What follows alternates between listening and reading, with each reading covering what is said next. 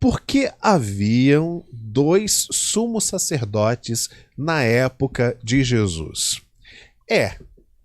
Então, se você mandou essa pergunta, é porque realmente você está estudando a Bíblia.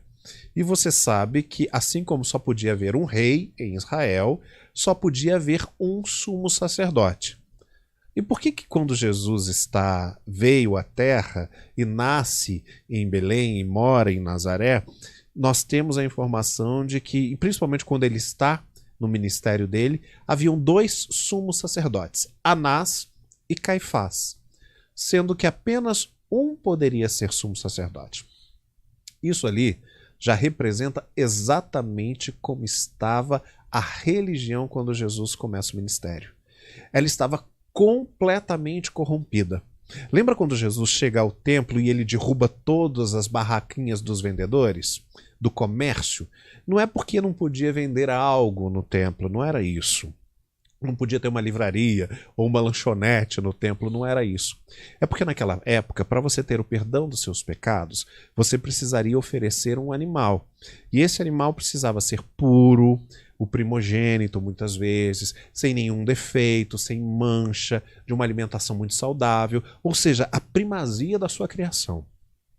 Só que o que as pessoas estavam fazendo na época de Jesus? Elas pecavam, e aí chegava lá no templo, compravam daqueles lá que estavam vendendo. As pessoas criavam em lote, como numa granja, como num matadouro. Criavam lá animais defeituosos, de qualquer jeito, sem nenhuma alimentação específica, que não era primogênito, de qualquer jeito. E as pessoas falavam, eu quero comprar esse aqui para eu ter o perdão dos meus pecados. Ou seja, elas estavam levando algo que era muito sagrado, que era o sacrifício, de uma forma leviana.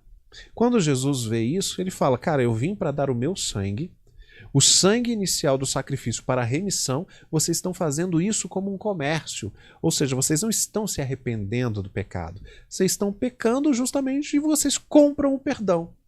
Vocês estão comprando o perdão. É isso que Jesus faz.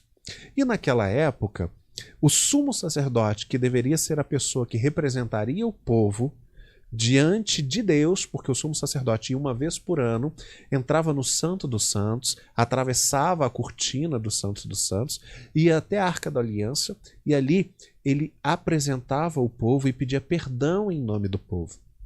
No entanto, que se Deus não fosse perdoar o povo, o sacerdote não saía dali, ele era consumido ali. Era uma coisa muito séria. Só que Anás e Caifás, eles eram parentes. E eles não queriam jamais perder o poder. Eles se encantaram, se enamoraram do poder. Então o que eles faziam? Eles revezavam no poder. Quando um tinha que sair, o outro assumia. Quando o outro tinha que sair, o mesmo assumia. E assim eles continuavam tendo todo o domínio e o poder da religião em Jerusalém. Parece com alguma coisa que você vê hoje em dia? Igrejas que surgem, que pertencem a uma pessoa, cujo pastor é dono da igreja.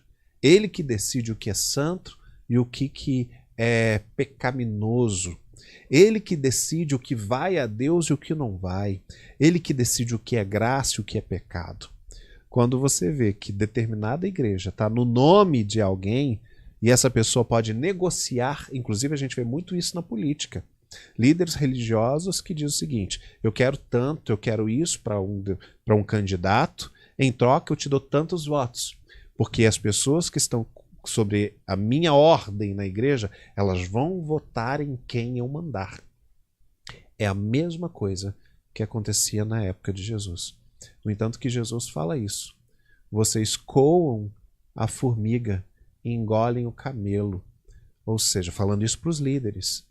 Vocês pegam até o mínimo possível da vida dos outros e questionam, enquanto na própria vida vocês passam até um camelo como se não fosse nada. Olha o comparativo, formiga e camelo. A formiguinha dos outros vocês imputam como erro, vocês excomungam, vocês oprimem.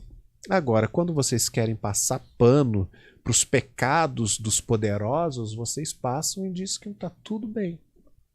Quantos líderes você vê assim, expulsando da igreja pessoas por pecados comuns, que né, que não deveriam ser feitos, mas que fazem, enquanto dedicam, apoiam, abraçam, passam pano em cima de erros gravíssimos de muitas pessoas só porque elas são importantes, famosas ou poderosas.